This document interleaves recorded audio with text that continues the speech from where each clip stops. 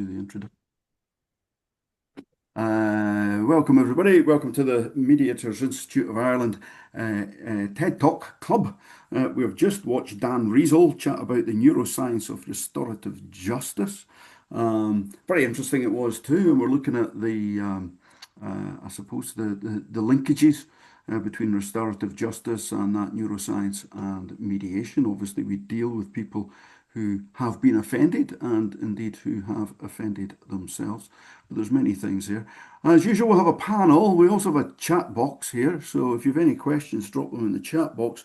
And you might want to think about one of the questions that was posed in that video, which was, do you think we as mediators, we as individuals, we as people, we as society can help the brain regrow morality? That's a very interesting question, I think. Anyway, what we do is we ask our panel if they are if they've watched the video and what they see from it. And the first question that we ask is always, can you give us any kind of big thing, any opening idea that you took from that video? I'm going to start with you, Jane. Janie Buzek is principal of the Collaborative Communication Group, an executive coaching, consulting and mediation firm based in Chicago area.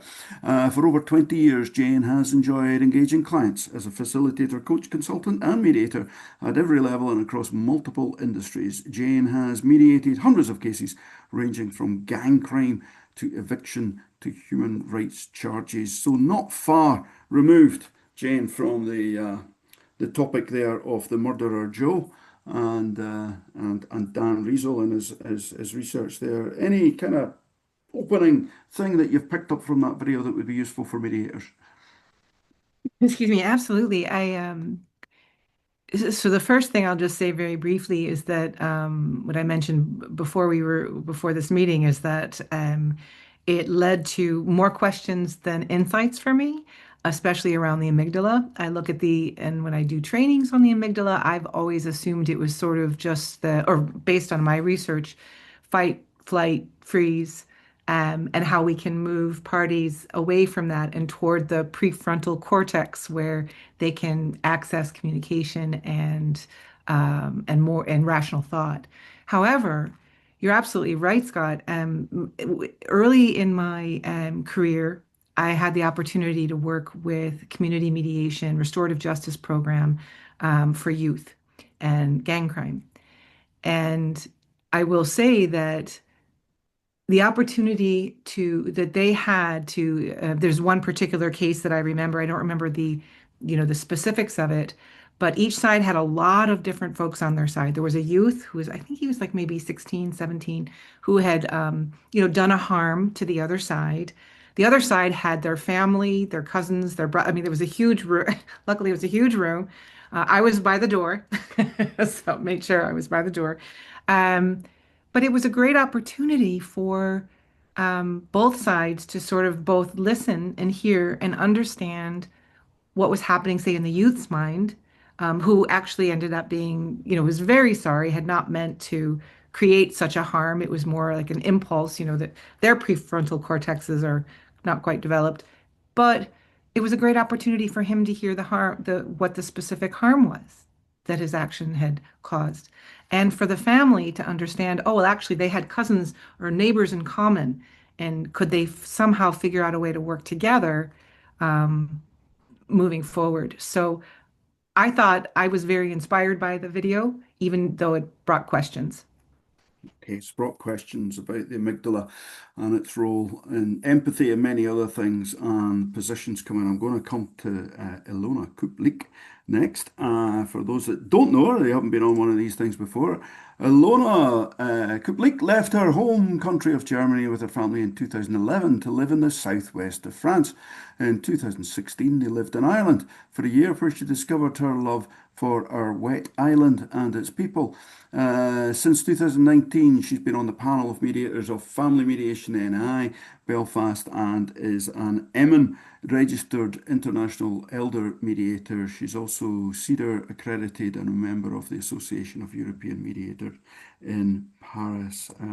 Ilona, you were chatting before we came on air. You're still on mute, by the way.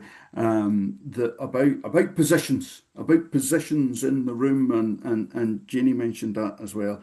Is there anything other than that that you would like to mention in relation to this video and your work as a mediator? Yes, definitely. So the when he was saying about the seating in the room and he was locked in, and I got a bit scared because I had a little hiccup with the seating in a room, and it was not bad for me, but it was bad for one of the participants. So I'm extremely aware, and I'm always thinking of, okay, how do I seat the people before I go into a mediation? Because it's so important not to block the door, not to be too far from the door either, the light, where the light is coming in from into the room, and so on. Especially for elder mediations, this is very important. That's something I even emphasized it now, because we are sitting there with multi-party, so not only two people, but 5, 6, 7, 8, 10 people. And sometimes bringing them in different times during the mediation session as well. So sometimes the elder person maybe, or the older person maybe leaves after they had their statement moment, because it's otherwise too difficult, too tiring for them to sit there for the whole session.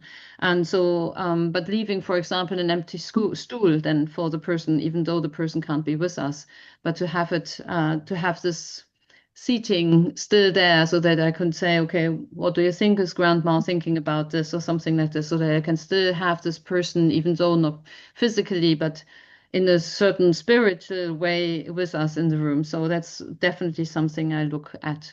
I joined Janie absolutely regarding the amygdala. I did not know, well, it was all I have already studied. I felt a bit stupid finding out that there's empathy sitting there.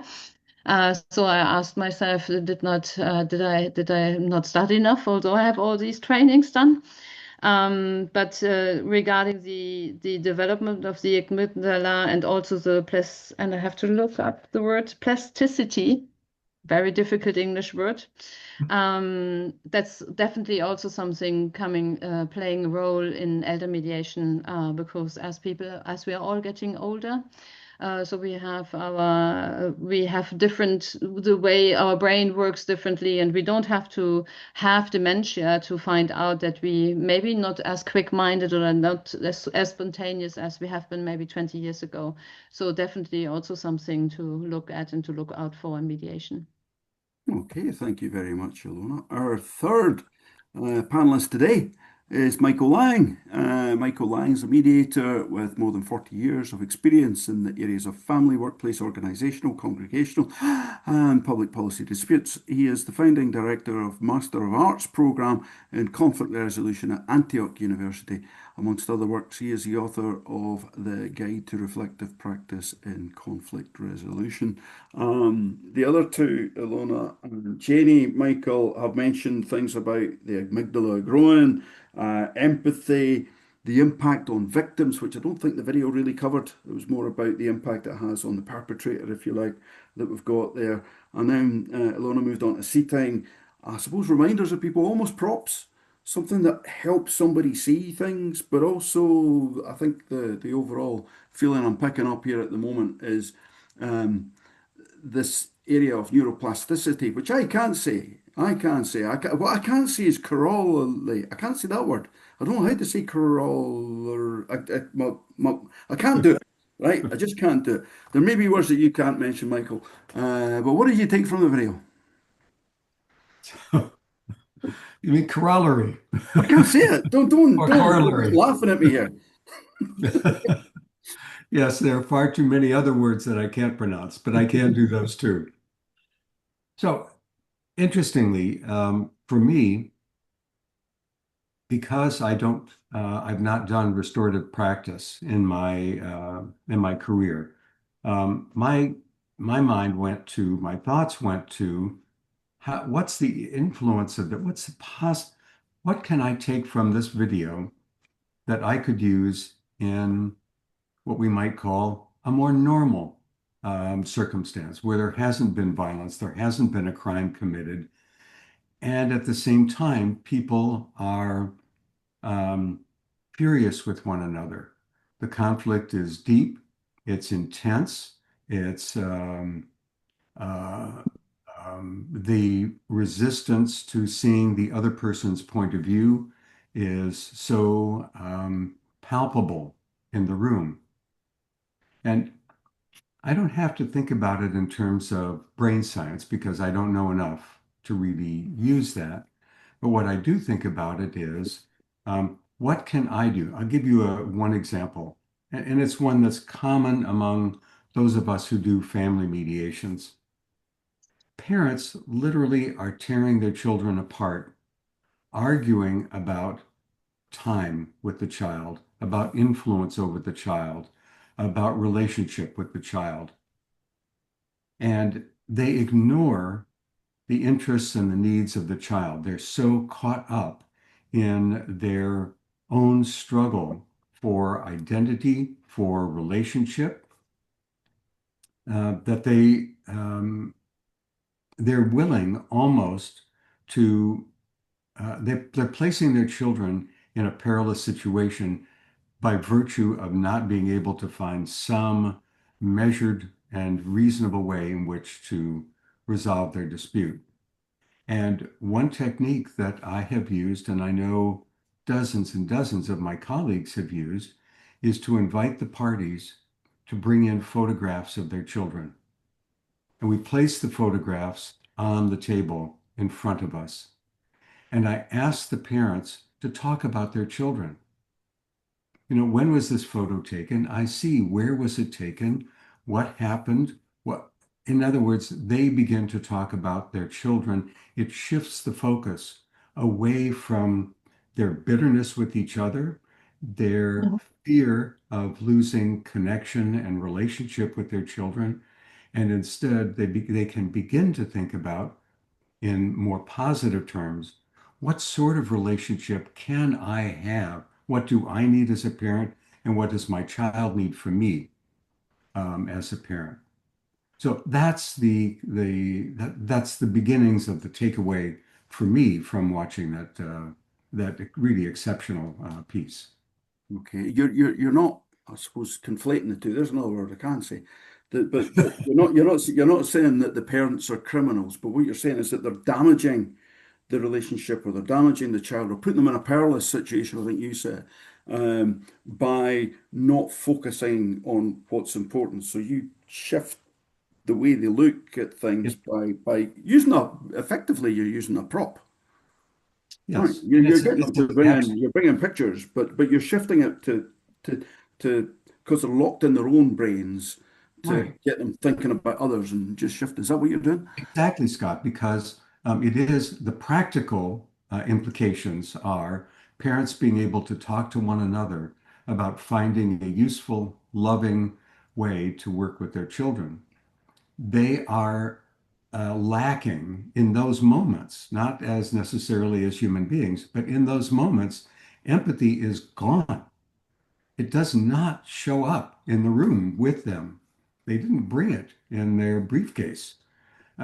So can we access that because they are capable of a measure of empathy? How do we bring that into the room and have them use it constructively in the way that they might otherwise use it in their other relationships and when they had a good relationship and when they are in connection with their kids?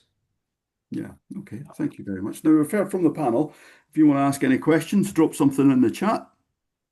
I'm just looking here. I don't see anything in the chat at the moment, but I'm going to put my chat on, folks.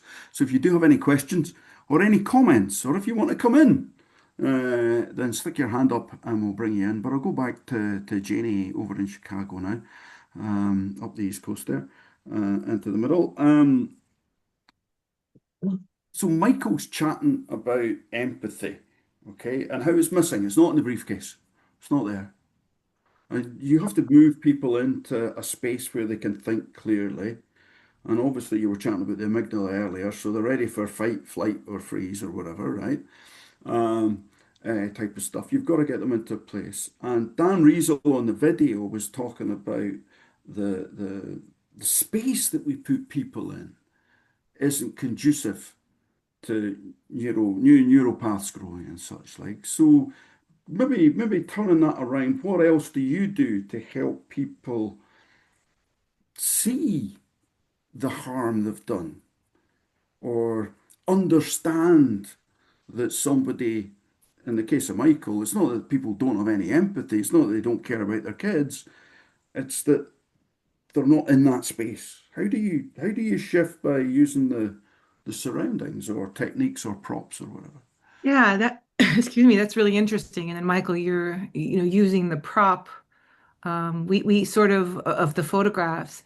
And I suppose, and that's a really interesting question when we give parties an opportunity to be in a space where we're honoring that conversation, Mhm. honoring that process where they can hopefully begin to talk to each other and see each other.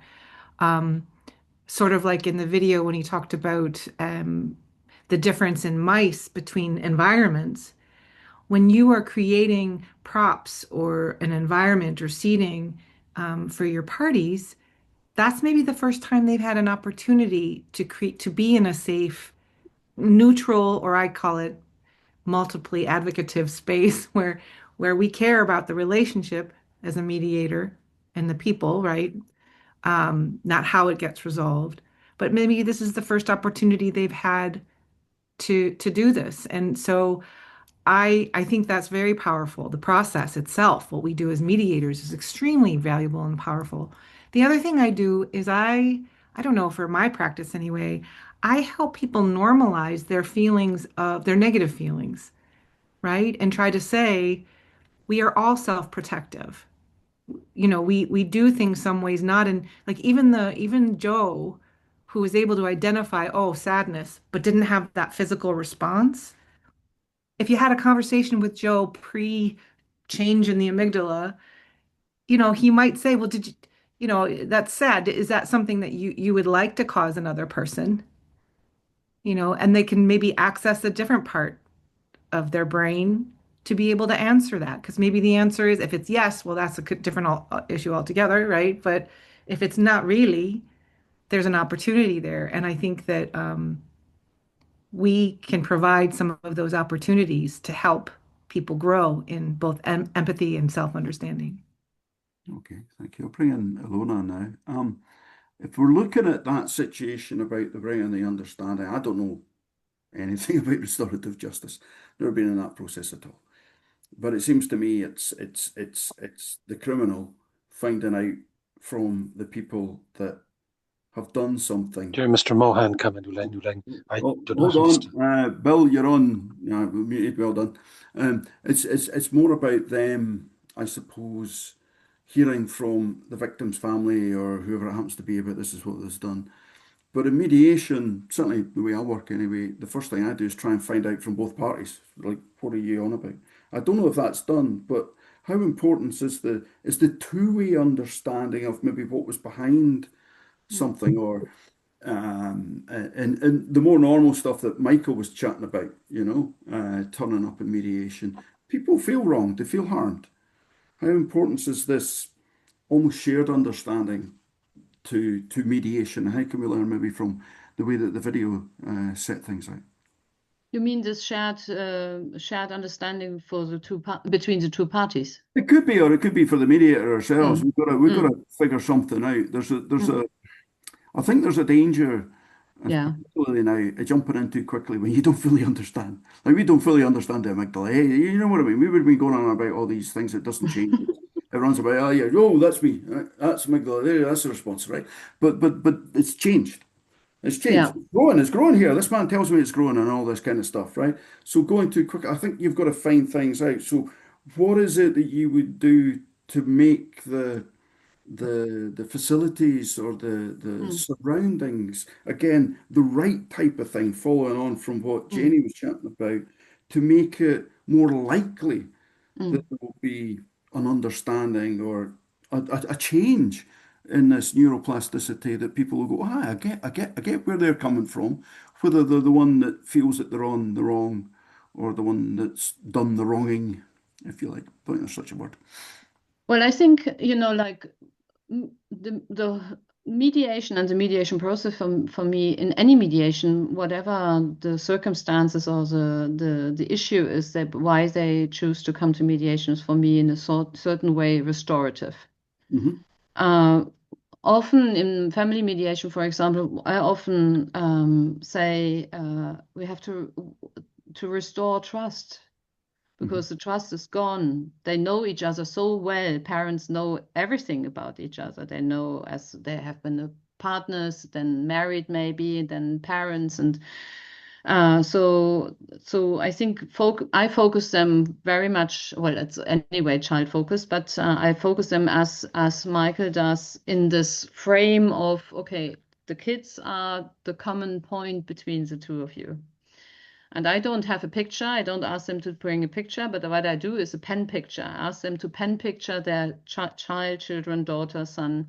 So, and that's always the first moment where they start to look at each other and to talk often to each other, say, do you remember when we were in ballet and she did this and this? So, and they are often then themselves surprised that they can speak actually. So one's focus on the child.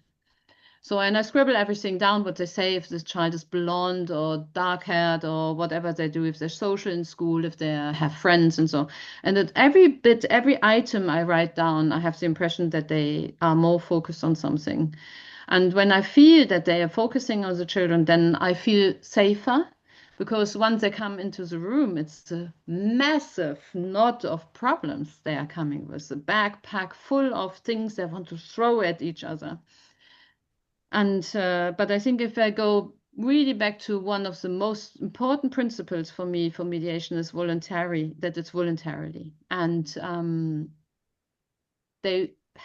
and that's what I've tried to find out and to focus them already in pre-mediation or on the meaningful conversation I have individually with them, to prepare them for this, so that they are not coming without knowing what happens in mediation, and to prepare them to trust the process and to see, okay, open-hearted, open-minded, coming into this process and say, okay, listen, I'm here.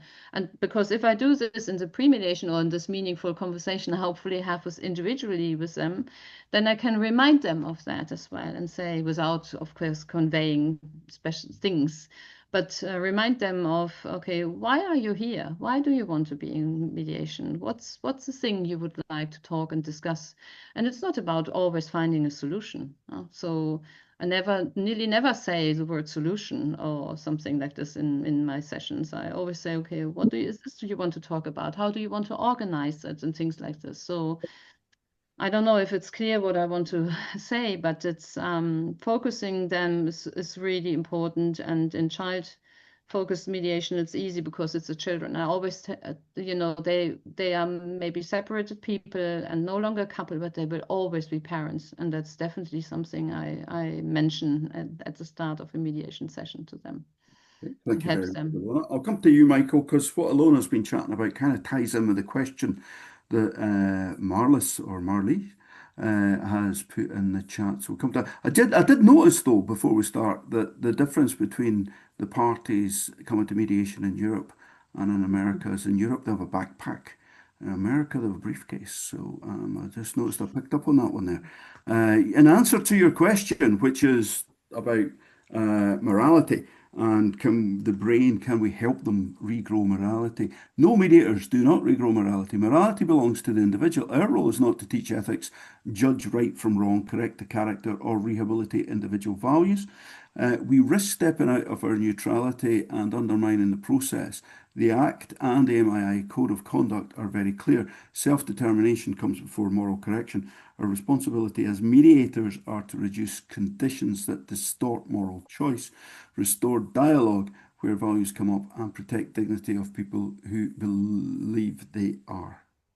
Any comments on that, Michael? That's a fair question, it's not so much a question, but a stance about the role of a mediator. And there is a danger, I think we were discussing earlier, when it comes to empathy, about moving into that area where you change your role. Any comments, Michael, on that? Well, yes, excuse me. I actually agree that our job is not to alter people's morality, even if we could. That's certainly not in my experience, not something that I would want to be doing. I don't have the knowledge to be able to back that up, just as I mentioned about not having enough knowledge about brain science or other things.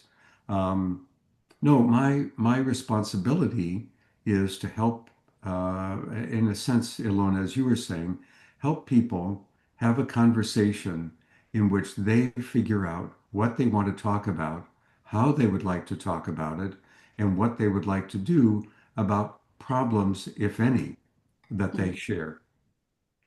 And what happens is a little bit of knowledge, such as the notions about empathy, are useful in this way.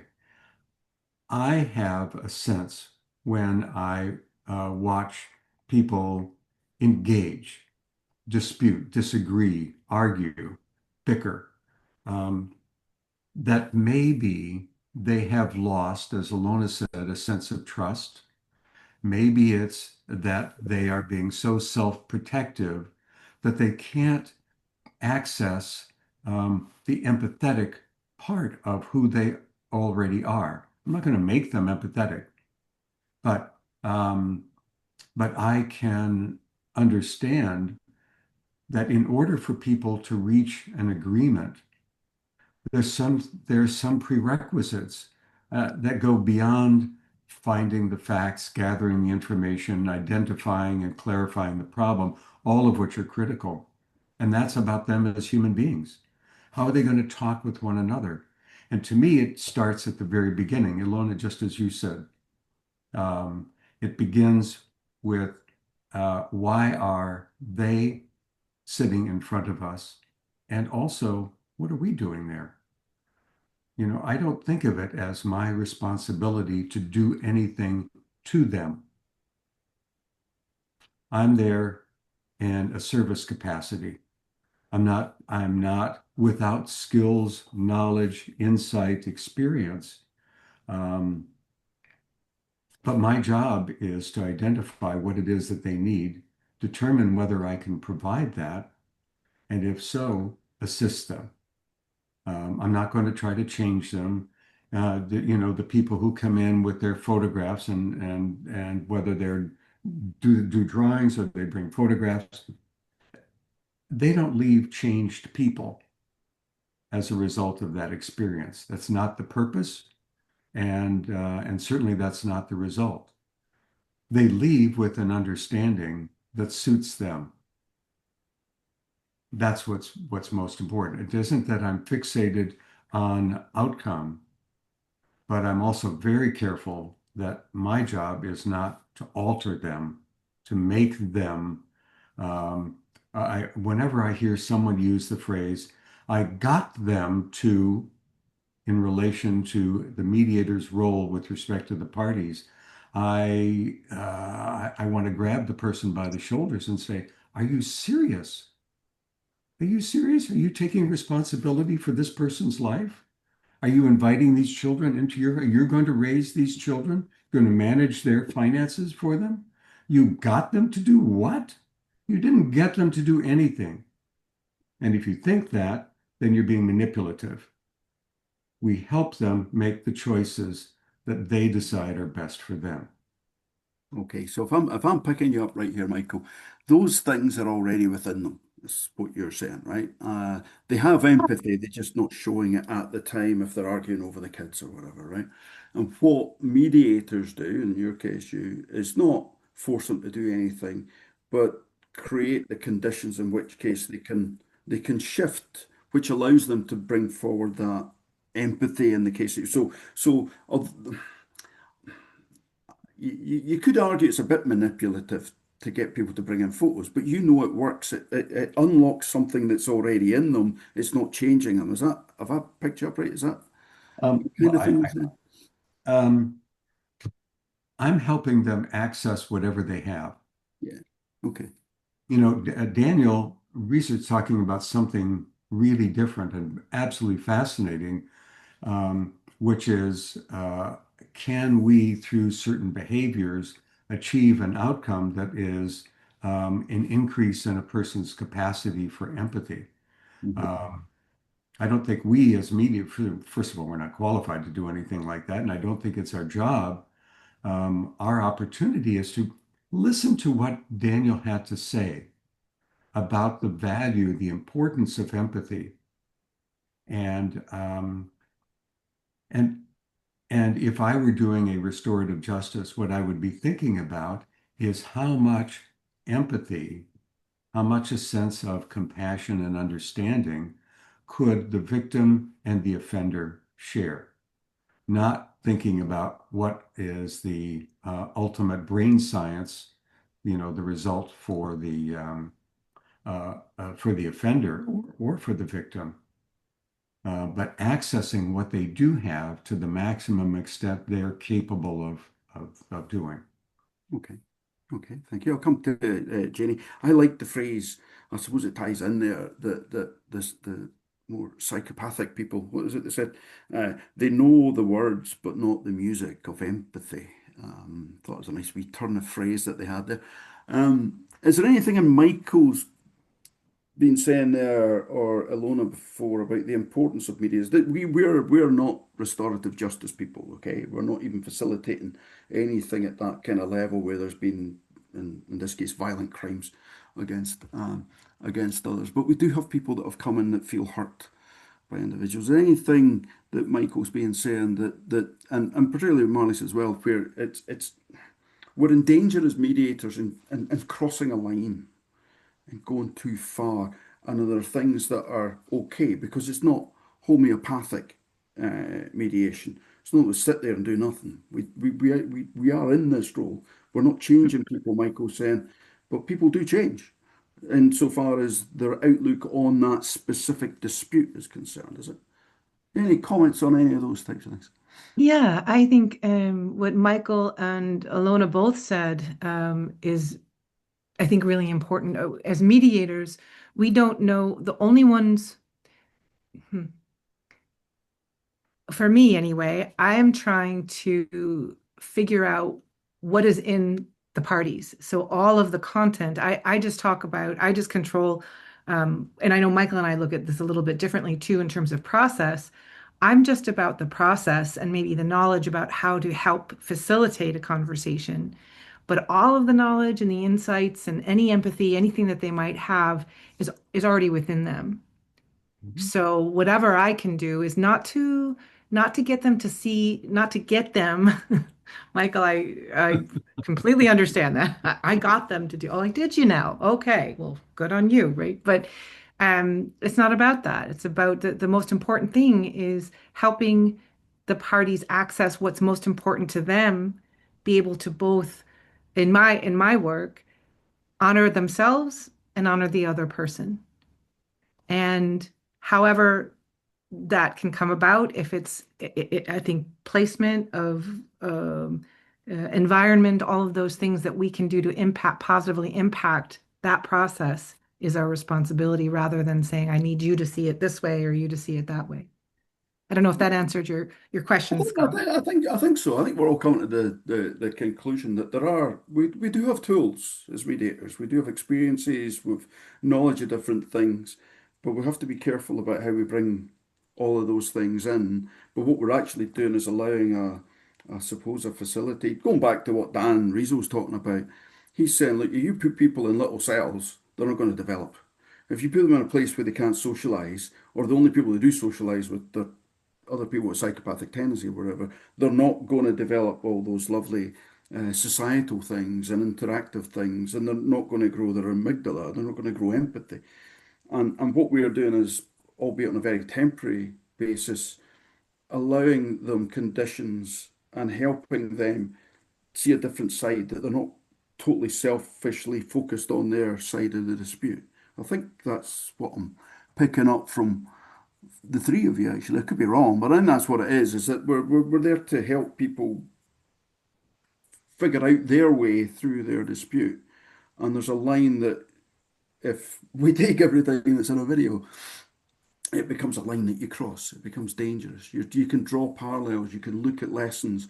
You can figure out how does this work, but you don't want to go too far. You don't want to engineer or manipulate Mm. a situation where you you force creativity, or maybe even coming to Ilona here. There's lots of words. I was looking at some of the words that come out just in that video: shame, punishment, accountability, empathy, remorse, challenge. I mean, there's words that are in there, but it's not our job to force anybody to recognize their shame. Mm. There's a line there. Is there anything you want to comment on what the others, and then we'll come to this question here again from Marlies. Separating the story from the impact I see as important. Parties justify themselves as stories. They connect morally when they face impact. That can help shift things. So anything on that, Ilona? Anything you've heard so far? Yeah, I think it actually fits to what I wanted to say to what you said, Janie and Michael earlier. I think if we would, I think we all mediators, everybody here and all the other mediators out there, I think we have all been at the moment in mediation where we are frustrated because we have the impression, okay, maybe the conflict is too big, the people are not ready, the timing is bad. So many things to say, oh God, why did I take them into the process? And in supervision, one of my supervisors said to me, and maybe it's even Davina here, who's here with us, maybe she said it to me, somebody at FMNI, which is now Relate NI's my Family Mediation Service Northern Ireland, said to me, Ilona, you don't fix them. You're not here to fix them. You're here to provide a service, and the service is you trust the process. You know how the process of mediation goes, and you take them in, you take them through, and you take them out. And it fits to what you said, Janie. They come into the process with what they have and with what they want to address and what they want to see and what they want to work on. I can tweak and I can challenge them, I can reality check, I can have many, many, many skills and tools and everything we learned in mediation training. But we can try, but if we see it doesn't work, then we have to leave it. We are not here to fix them. I'm not a psychotherapist, and even a psychotherapist, I think they're not there to fix them. They help them in a certain way, in a different way than we do.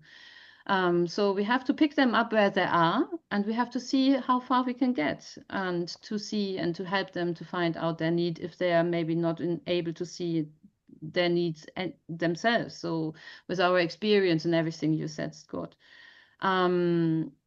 And it also fits to Marlies' thing, what she wrote here, to reconnect morally. So I think bringing them with this voluntary process, they are sitting there with us in the room, and it picks up what you said, Michael, earlier.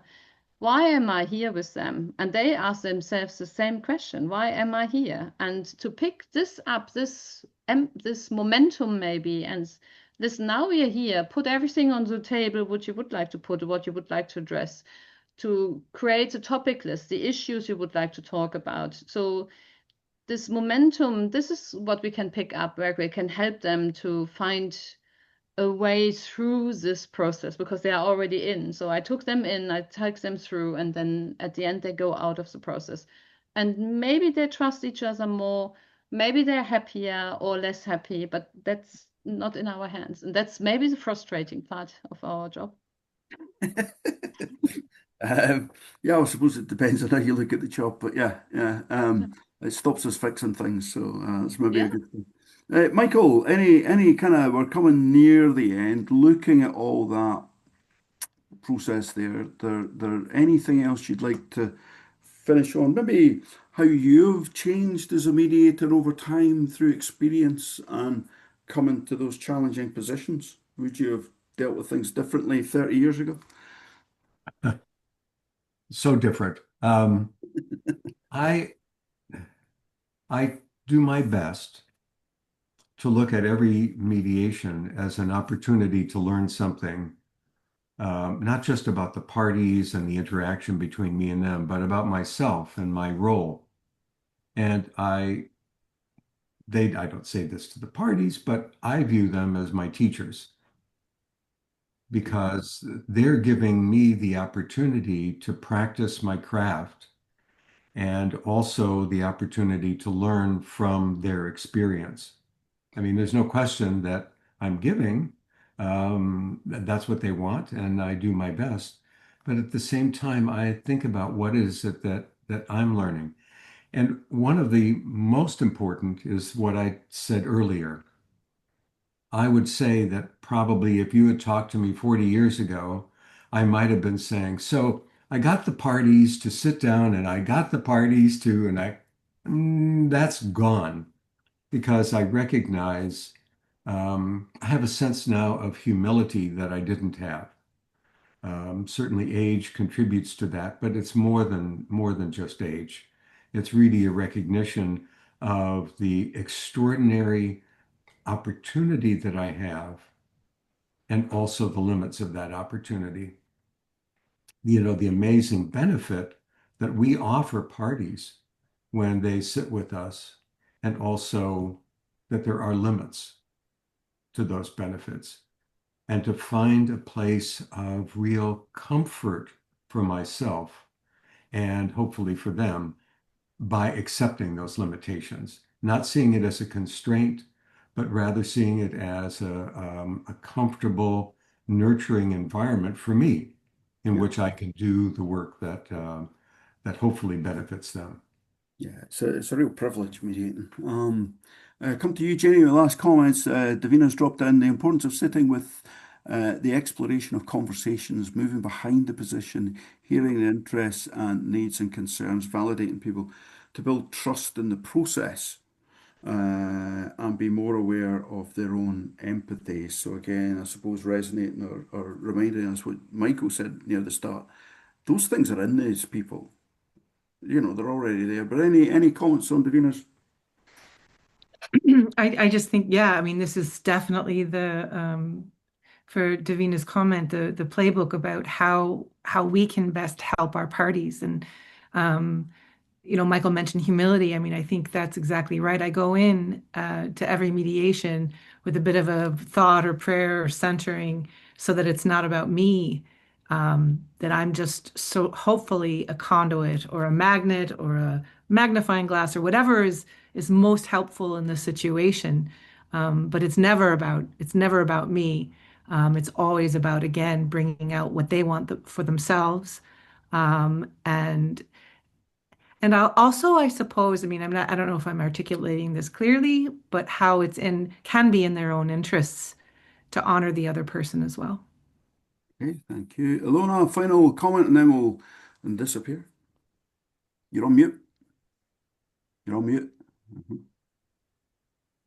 No, you're still on mute. There we Honoring, go. sorry, honoring the process and honoring the people. I always think them to be brave enough to come to mediation. I think that's it. Yeah, to Mm. be brave and try to find out for themselves with me, of course, in the safe space we are trying to create a mediation for them, to find an agreement, or maybe not, or an acknowledgement, or morality. Okay, thank you very much to our panel of Ilona Kuplik, Michael Lai, and Jenny Buzek. We are back on Thursday, the 12th of March. It's at 1 o'clock. It's advertised at 5 o'clock Irish time, but it's going to be 1 o'clock. And it's Jimmy Carter.